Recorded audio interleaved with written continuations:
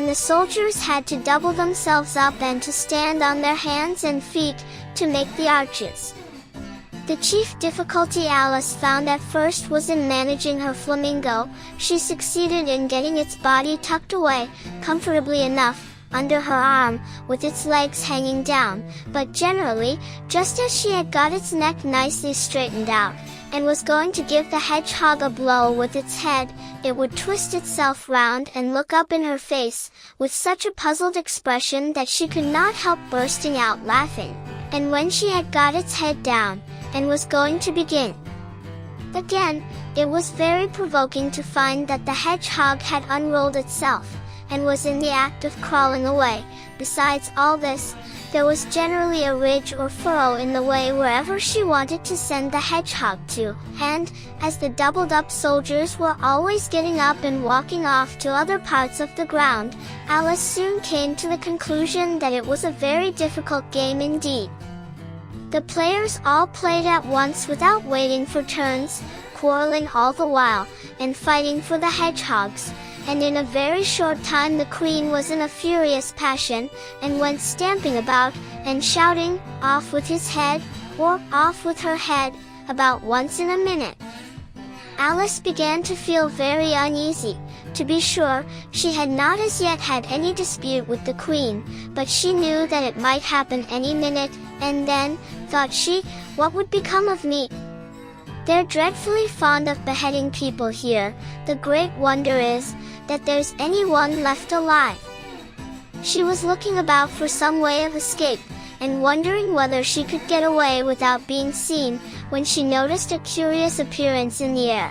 It puzzled her very much at first, but, after watching it a minute or two, she made it out to be a grin, and she said to herself, "It's the Cheshire Cat, now I shall have somebody to talk to."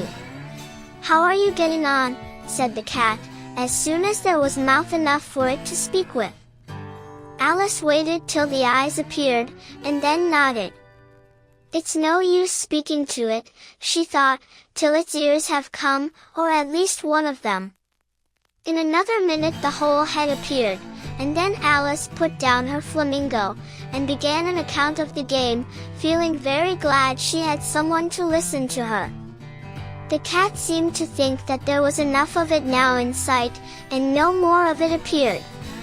"I don't think they play at all fairly," Alice began, in rather a complaining tone, "and they all quarrel so dreadfully one can't hear oneself speak, and they don't seem to have any rules in particular.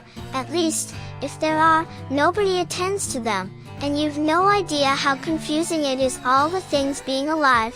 For instance, there's the arch I've got to go through next walking about at the other end of the ground.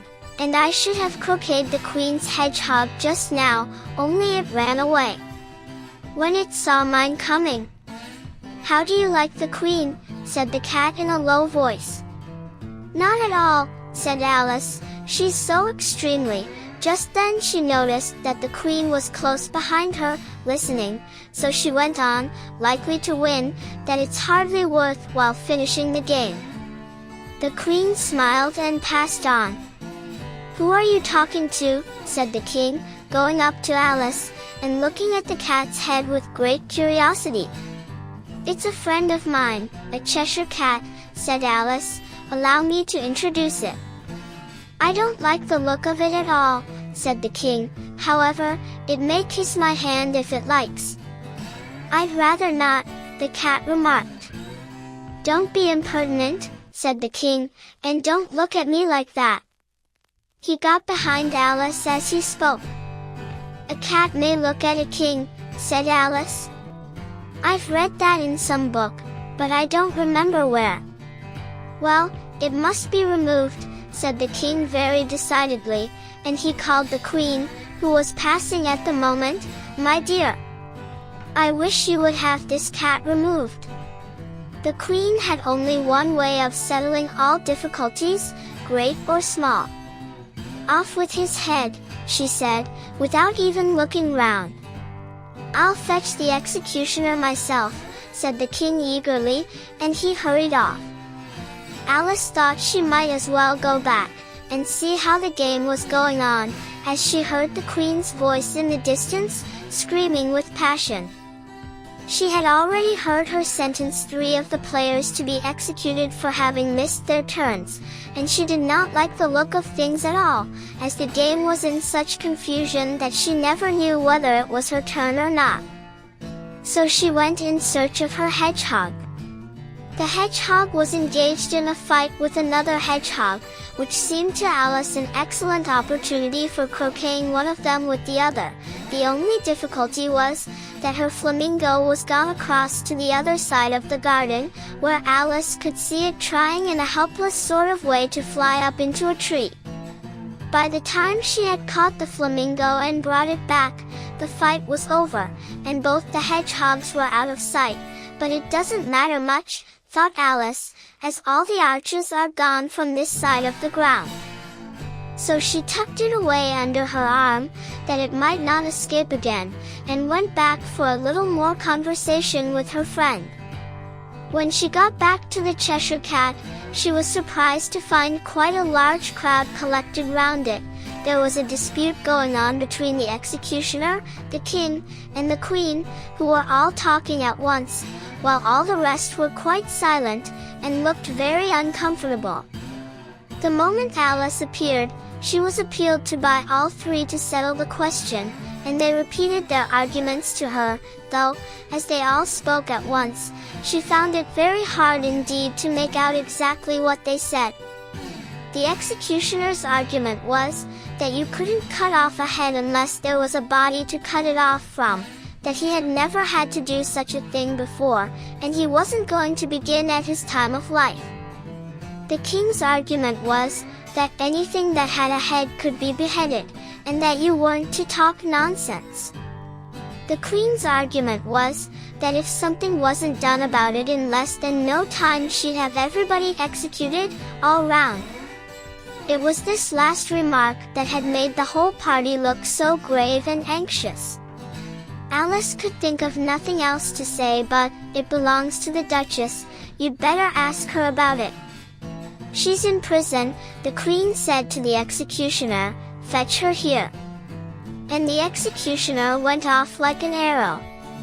The cat's head began fading away the moment he was gone, and, by the time he had come back with the Duchess, it had entirely disappeared, so the king and the executioner ran wildly up and down looking for it, while the rest of the party went back to the game. Chapter 9. The Mock Turtle's Story. "You can't think how glad I am to see you again, you dear old thing," said the Duchess, as she tucked her arm affectionately into Alice's, and they walked off together. Alice was very glad to find her in such a pleasant temper, and thought to herself that perhaps it was only the pepper that had made her so savage when they met in the kitchen. "When I'm a Duchess," she said to herself, not in a very hopeful tone though, "I won't have any pepper in my kitchen at all. Soup does very well without. Maybe it's always pepper that makes people hot-tempered," she went on, very much pleased at having found out a new kind of rule, "and vinegar that makes them sour, and chamomile that makes them bitter, and barley sugar and such things that make children sweet-tempered. I only wish people knew that, then they wouldn't be so stingy about it, you know." She had quite forgotten the Duchess by this time, and was a little startled when she heard her voice close to her ear. "You're thinking about something, my dear, and that makes you forget to talk. I can't tell you just now what the moral of that is, but I shall remember it in a bit." "Perhaps it hasn't one," Alice ventured to remark. "Tut, tut, child," said the Duchess. "Everything's got a moral, if only you can find it." And she squeezed herself up closer to Alice's side as she spoke. Alice did not much like keeping so close to her, first, because the Duchess was very ugly, and secondly, because she was exactly the right height to rest her chin upon Alice's shoulder, and it was an uncomfortably sharp chin. However, she did not like to be rude, so she bore it as well as she could. "The game's going on rather better now," she said, by way of keeping up the conversation a little. "'Tis so," said the Duchess, "and the moral of that is, oh, 'tis love, that makes the world go round." "Somebody said," Alice whispered, "that it's done by everybody minding their own business." "Ah, well. It means much the same thing," said the Duchess, digging her sharp little chin into Alice's shoulder as she added, "and the moral of that is, take care of the sense, and the sounds will take care of themselves." How fond she is of finding morals in things. Alice thought to herself. "I dare say you're wondering why I don't put my arm round your waist," the Duchess said after a pause. "The reason is, that I'm doubtful about the temper of your flamingo. Shall I try the experiment?" "He might bite," Alice cautiously replied, not feeling at all anxious to have the experiment tried. "Very true," said the Duchess, "flamingos and mustard both bite. And the moral of that is, birds of a feather flock together." "Only mustard isn't a bird," Alice remarked. "Right, as usual," said the Duchess. "What a clear way you have of putting things." "It's a mineral, I think," said Alice. "Of course it is," said the Duchess, who seemed ready to agree to everything that Alice said. "There's a large mustard mine near here. And the moral of that is, the more there is of mine, the less there is of yours." "Oh, I know," exclaimed Alice, who had not attended to this last remark. "It's a vegetable." "It doesn't look like one, but it is." "I quite agree with you," said the Duchess, "and the moral of that is, be what you would seem to be, or if you'd like it put more simply, never imagine yourself not to be otherwise than what it might appear to others that what you were or might have been was not otherwise than what you had been would have appeared to them to be otherwise." "I think I should understand that better," Alice said very politely, "if I had it written down, but I can't quite follow it as you say it." "That's nothing to what I could say if I chose," the Duchess replied, in a pleased tone. "Pray don't trouble yourself to say it any longer than that," said Alice. "Oh, don't talk about trouble," said the Duchess. "I make you a present of everything I've said as yet." "A cheap sort of present," thought Alice. "I'm glad they don't give birthday presents like that." But she did not venture to say it out loud. "Thinking again?" the Duchess asked, with another dig of her sharp little chin. "I've a right to think," said Alice sharply, for she was beginning to feel a little worried. "Just about as much right," said the Duchess, "as pigs have to fly, and the M." But here, to Alice's great surprise, the Duchess's voice died away, even in the middle of her favorite word, moral, and the arm that was linked into hers began to tremble. Alice looked up, and there stood the Queen in front of them, with her arms folded, frowning like a thunderstorm. "A fine day, Your Majesty," the Duchess began in a low, weak voice. "Now, I give you fair warning," shouted the Queen, stamping on the ground as she spoke, "either you or your head must be off, and that in about half no time. Take your choice." The Duchess took her choice, and was gone in a moment. "Let's go on with the game," the Queen said to Alice, and Alice was too much frightened to say a word, but slowly followed her back to the croquet ground. The other guests had taken advantage of the Queen's absence, and were resting in the shade. However, the moment they saw her, they hurried back to the game, the Queen merely remarking that a moment's delay would cost them their lives. All the time they were playing, the Queen never left off quarreling with the other players, and shouting, "Off with his head," or "Off with her head."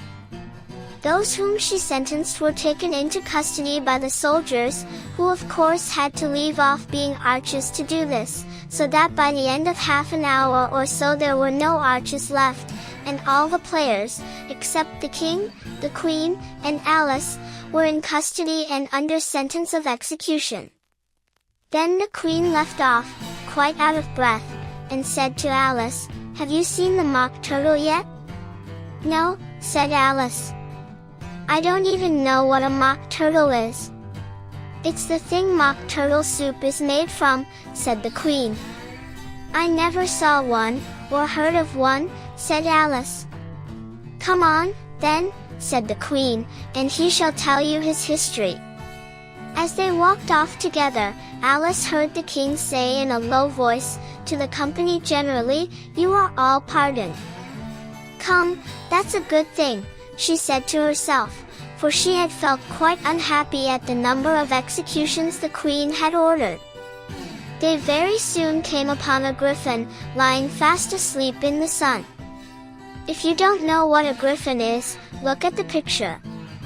"Up, lazy thing," said the Queen, "and take this young lady to see the mock turtle, and to hear his history.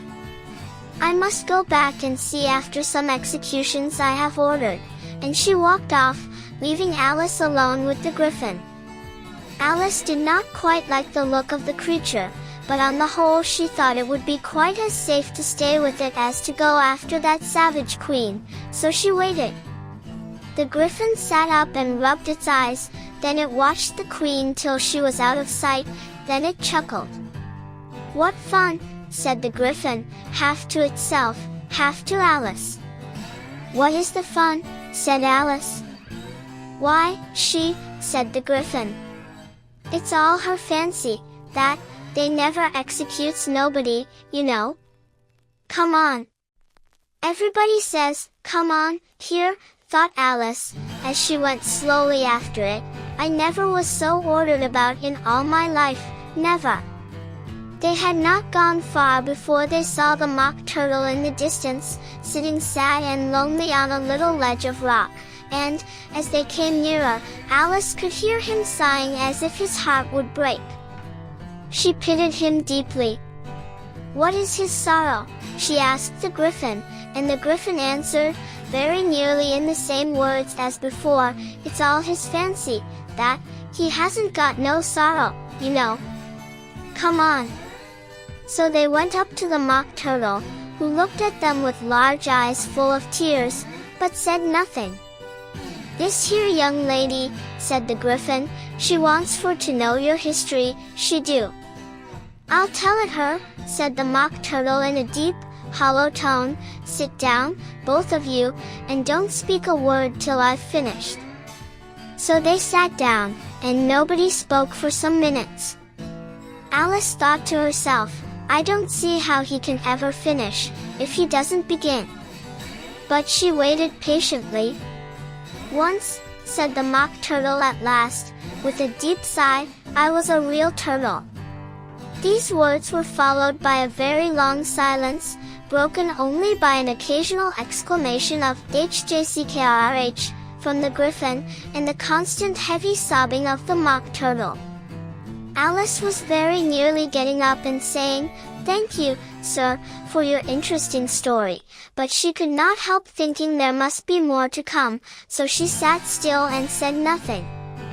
"When we were little," the mock turtle went on at last, more calmly, though still sobbing a little now and then, "we went to school in the sea. The master was an old turtle. We used to call him Tortoise." "Why did you call him Tortoise, if he wasn't one?" Alice asked. "We called him Tortoise because he taught us," said the mock turtle angrily. "Really, you are very dull.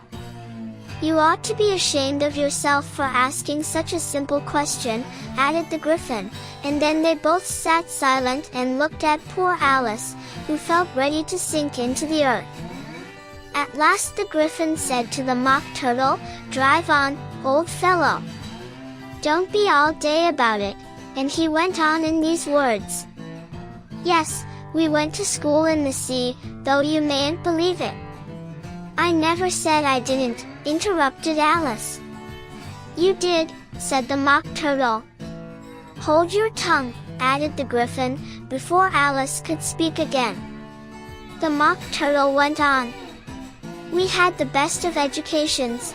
In fact, we went to school every day.